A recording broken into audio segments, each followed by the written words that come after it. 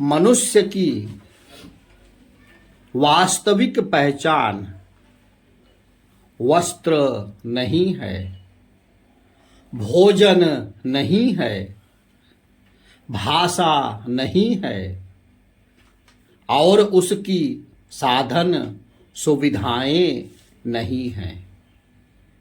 वास्तविक पहचान तो मनुष्य में व्याप्त उसके आत्मिक गुणों के माध्यम से की जाती है।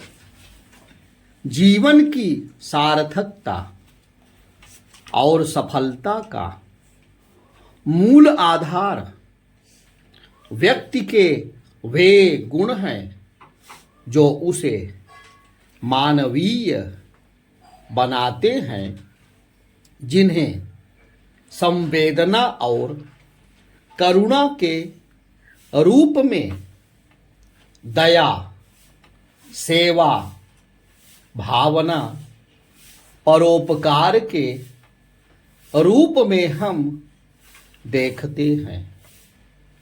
असल में यही गुणवत्ता बुनियाद है, नींव है, जिस पर खड़े होकर मनुष्य अपने जीवन को सार्थक बनाता है।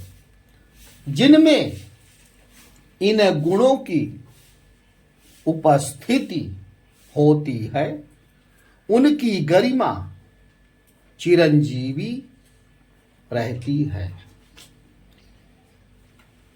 गुणी जन सदा दूसरों की ही चिंता करते हैं, अपनी नहीं।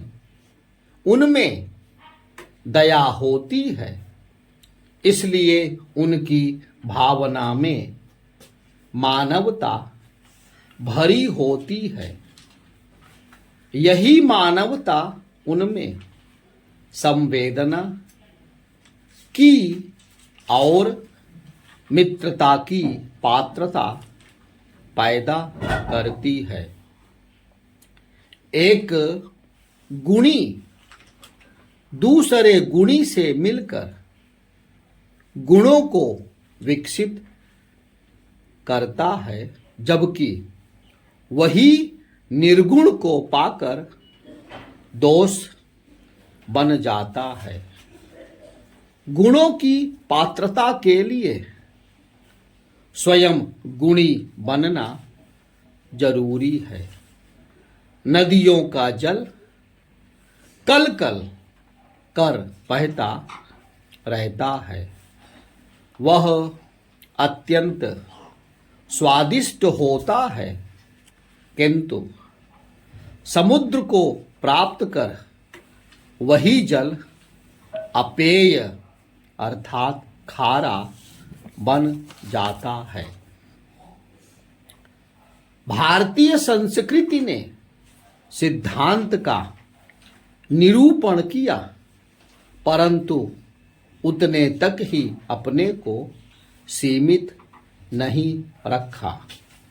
ज्ञान को अनुभूत किया, अर्थात सिद्धांत को व्यावहारिक जीवन में उतारा। यही कारण है कि उसका अस्तित्व आज तक नहीं मिटा। उसकी दृष्टि में गुण कोरा ज्ञान नहीं है, गुण कोरा आचरण नहीं है, दोनों का समन्वय है।